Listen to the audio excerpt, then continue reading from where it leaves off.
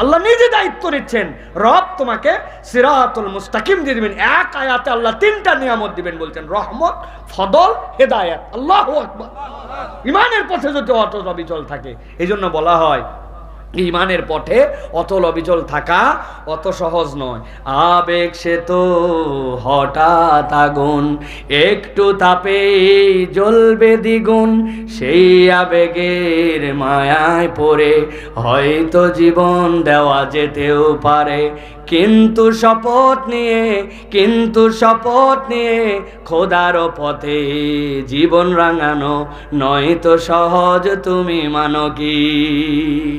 মিছিলে গেছেন, স্লোগান ধরছেন, স্লোগানে আল্লাহু আকবার বলে দেওয়া সহজ, কিন্তু ওই আল্লাহু আকবারের পথ এবং পাথেও নিজের জীবনে বাস্তবায়ন করে তার উপর অটল অবিচল থাকা অত সহজ নয়, ঠিক কিনা? এই জন্য প্রিয় ভাইয়েরা, আল্লাহর প্রতি ইস্তেকামত থাকতে হবে। তরুণ যুবক, শপথ নাও। তোমার আমার বয়সে মুজাহিদরা ইসলামকে বিজয়ী করে দিয়েছেন। তালহার ইতিহাস পড়ো। হযরত তালহা রাদিয়াল্লাহু তাআলা ছোট্ট একটু কিশোর, ইসলামের জন্য হোয়াট ডেডিকেশন তার জন্য ছিল। যে সময় সাহাবীরা বলছিলেন, তালহা তুমি পড়ো না, তুমি কোরআন তেলাওয়াত জোরে করো না, লোকে মারবে, কারণ তুমি একটা গোলাম। হযরত তালহা বলছেন, ভয় পাওয়ার কোনো কারণ নাই, আল্লাহ আমার কণ্ঠের পাওয়ার দিছে, জীবন তো আল্লাহর জন্য দিতে চাই। তালহা তেলাওয়াত করতে শুরু করছেন। পৃথিবীর ইতিহাসে প্রথম কিশোর মক্কা স্পষ্ট উচ্চারণে তেলাওয়াত করেছেন। তাকে মারতে মারতে মারতে শোয়ায় ফেলছে, এমন ভাবে মারছে যে চিত হয়ে পড়ে মক্কার কাফেররা ভয় পাইছে মরেই যায় কিনা। তখনও তিনি তেলাওয়াত বন্ধ করেন নাই। উনার যোগ্য উত্তরসূরি আমার তরুণ কিশোরেরা, ঠিক কিনা? তুমি কোন দিকে যাও? কার পক্ষে স্লোগান ধরো? কোন লিডারের পিছনে তুমি ছোট? কাকে তুমি স্মার্টনেসের আদর্শ মনে করো? ওই আউল ফাউল চুল কাটা আর পায়ের জিন্স আর গায়ের জুতা মুজা, ওইটাকে মনে করছো আধুনিকতা? ন, যে ইসলামকে যত বেশি ফলো করে সে পৃথিবীতে তত বেশি স্মার্ট। পুরা পৃথিবী তাকে না বলুক, কিন্তু আল্লাহর কাছে সে স্মার্ট। আমার পরকাল হচ্ছে জান্নাতে যাওয়ার পাথেও, তো জান্নাতে যাওয়ার পাথেও যেটা, সেটাই হচ্ছে আমার জন্য স্মার্টনেস। একজন বলতেছে, আর আমার আব্দুল্লাহ জাহাঙ্গীর রহিমাহুল্লাহ বলতেন এই কথা, যে স্যার তো ছিলেন সৌদি আরবে যখন পড়তেন, 27টা দেশের মানুষ তার সাথে পড়তো যারা মায়ের পেটের থেকে হয়েই আরবি বলতো। তাদের মধ্যে থেকে একজন বাঙালি ছেলে সর্বোচ্চ নাম্বার পেয়ে জামুল ইমাম রিয়াদে ফার্স্ট হতেন। আমাদের ওস্তাদ আব্দুল্লাহ জাহাঙ্গীর রহিমাহুল্লাহ উনি বলতেন 98, 99 নিচে নম্বর পাই নাই। ওরা মায়ের পেটের থেকে পড়ে আরবি বলে, আর আমি বাংলাদেশ থেকে কোনো রকম টোটাফাটা আরবি শিখে আমি এখানে পড়ে ফার্স্ট হয়েছেন তাদের মধ্যে। তো ওনার বন্ধুরা এসে বলছে, ওনার নাম তো ছিল খন্দকার আব্দুল্লাহ জাহাঙ্গীর, তো ওরা ফার্স্ট নেম হিসেবে বলতো, খন্দকার এত পরে কি হবে, চলো যাই একটু ডেজার্টে পার্টি করি, একটু মরুভূমিতে যাই পিকনিক করি, আরে কালকে মরলেই তো শেষ।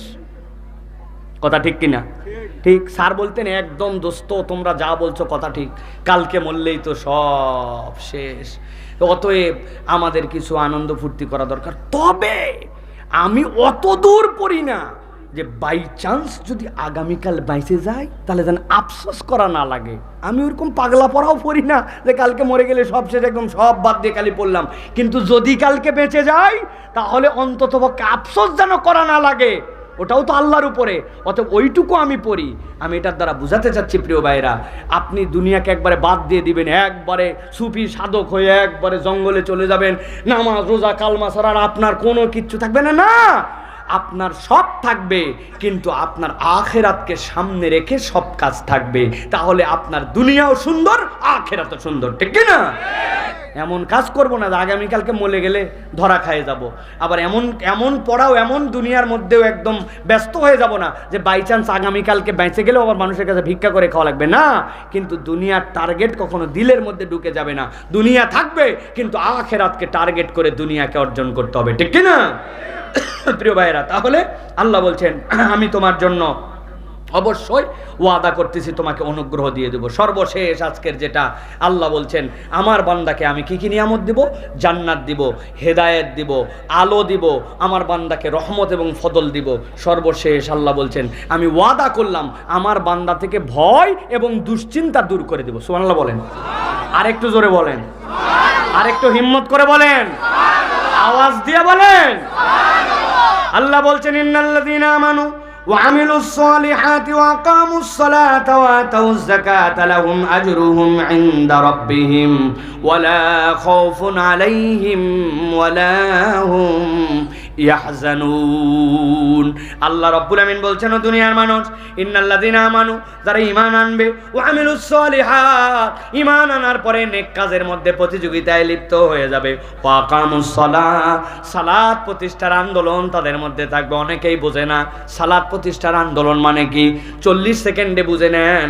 আপনি নামাজে দাঁড়াইছেন, ডান পাশে একজন রিকশাওয়ালা এসে দাঁড়াইছে, বাম পাশে একজন আপনার এলাকার মুচি যে জুতা সেলাই করে, সারাদিন গায়ের গন্ধ, ওই গন্ধ নিয়ে আপনার পাশে দাঁড়াইছে। আর আপনি হাজী সাহেব, আপনি বলছেন এই রিকশা পিছা পিছা পিছা মুসি, তুই আমাদের বাজারের মুসি না, পিছনে কাতারে। বলতে পারবেন? বলতে পারবেন? আল্লাহ রাব্বুল আমিন আকামুস সালাহ মানে ভালো করে বুঝে নাও, এই যে ওই লোকটা ঈমানের কারণে তুমি যেই হও না কেন, কাতারের মধ্যে যে তাসউইয়া হলো, কাতারের মধ্যে যে সাম্য হয়ে গেল, ওই নামাজের সাম্যটা সমাজে ছড়ায় দিতে হবে।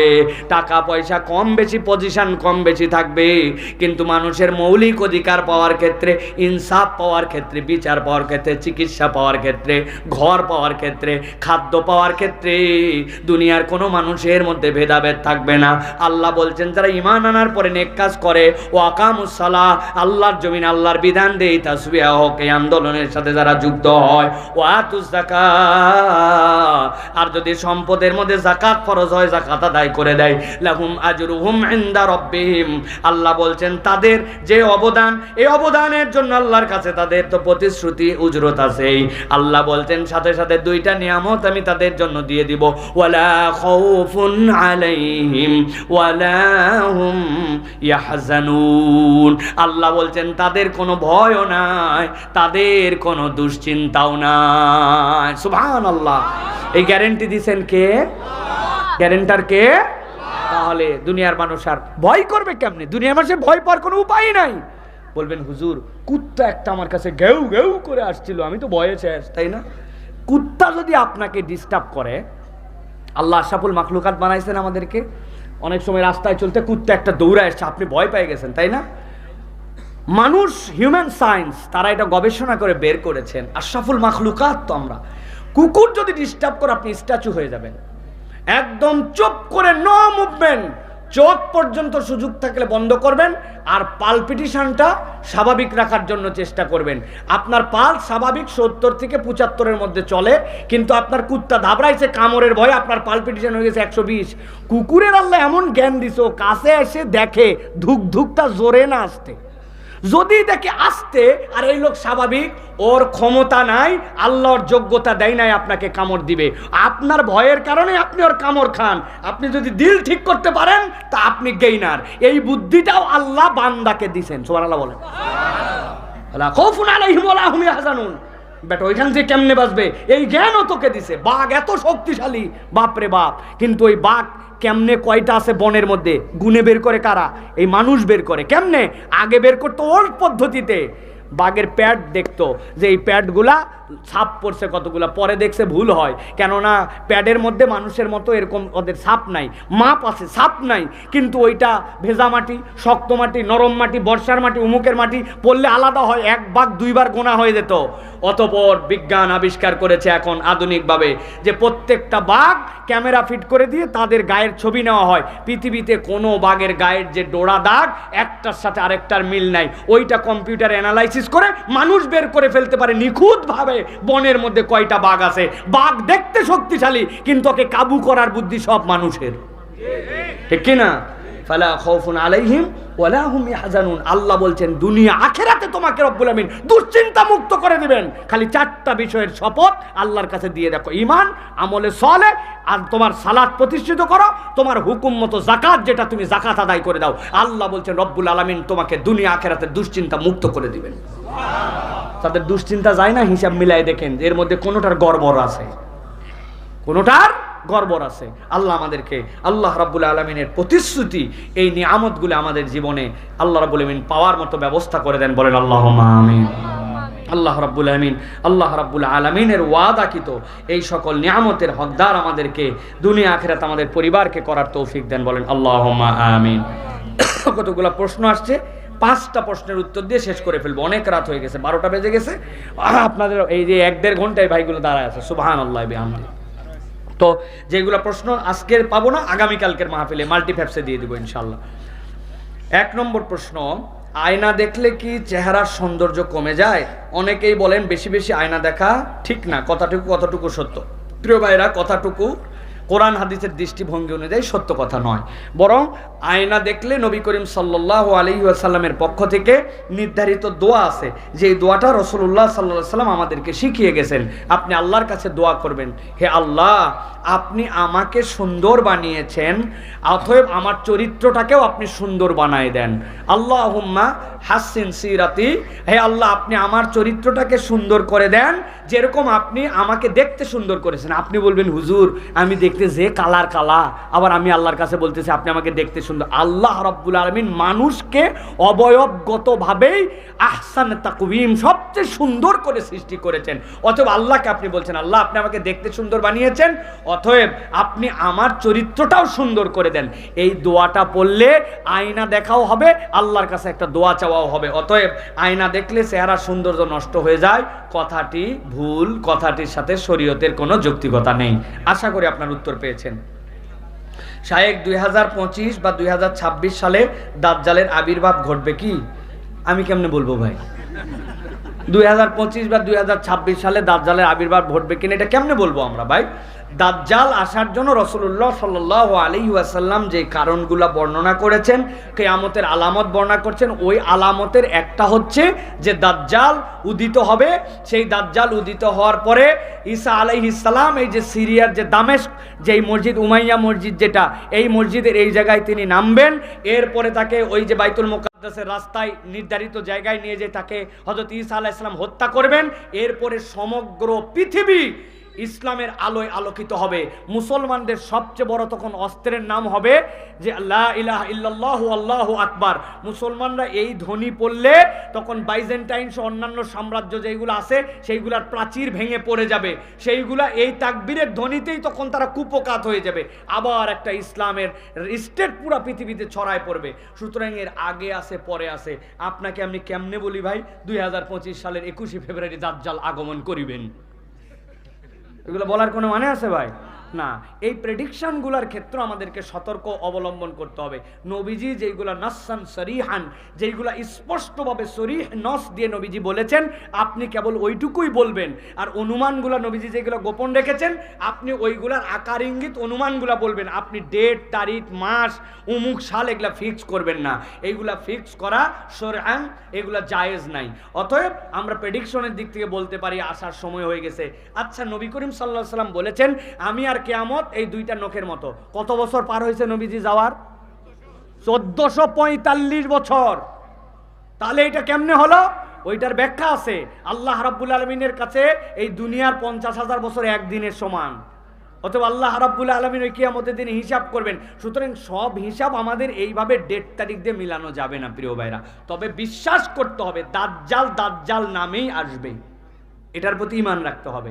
এবং এই দাজ্জাল ঈসা আলাইহিস সালামের হাতে হত্যাকৃত হবে, মুসলমানরা বিজিত হবে, এটাতে ঈমান না রাখলে মুশকিল আছে। এই ঈমান আপনাকে রাখতে হবে। আল্লাহ আমাদেরকে বোঝার তৌফিক দান করেন। আমি একজন হিন্দু ধর্মের মেয়ে, আমি ইসলাম ধর্ম গ্রহণ করতে চাই, এখন আমার করণীয় কি দয়া করে জানাবেন। আলহামদুলিল্লাহ, আমাদের অনেক বোন আছেন যে তারা, অনেক ভাই আছেন যারা ইসলাম গ্রহণ করতে চান, কিন্তু তারা ইসলামটা কিভাবে গ্রহণ করবেন, যেহেতু পরিবারের সাথে থাকেন, বিশেষ করে মেয়েরা, তারা এটা প্রকাশ করতে পারেন না। আমরা আপনাদের জন্য পরামর্শ দিব যে প্রথমত আপনি আপনার সুযোগ থাকলে স্থানীয় যে মসজিদ, ওই মসজিদের ইমাম বা ওই মসজিদের সভাপতি, ওই এলাকার যিনি দায়িত্বশীল, আপনি আপনার গোপন ইচ্ছাটা আমানতদার মনে হলে তার কাছে বলবেন। এরপরে স্থানীয় এলাকা ভিত্তিক এই পরামর্শগুলি আপনাকে তিনি দিবেন যে আপনি কিভাবে কি করবেন। আর অল ওভার পরামর্শ হচ্ছে আপনাদের জন্য যে আপনারা যদি কেউ ইসলাম গ্রহণ করতে চান, আব্দুল্লাহ জাহাঙ্গীর রহিমাহুল্লাহ কর্তৃক প্রতিষ্ঠিত আস-সুন্নাহ ট্রাস্ট আছে, যেটার হেড অফিস হচ্ছে ঝিনাইদহে। আপনি যদি মনে করেন এইখানে যোগাযোগ করবেন, আপনি যোগাযোগ করবেন, এরপরে তারা আপনাকে পরামর্শ দিবে যে আপনি কিভাবে এই ইসলাম গ্রহণ করতে পারেন। তৃতীয়ত, আপনার যদি এরকম কোনো অভিভাবক, স্থানীয়ভাবে প্রভাবশালী ব্যক্তিত্ব থাকেন যার সাথে আপনি যোগাযোগ করতে পারেন, তার সাথে যোগাযোগ করে তারা আপনাকে এরপরে কোর্টে নিয়ে যাবেন।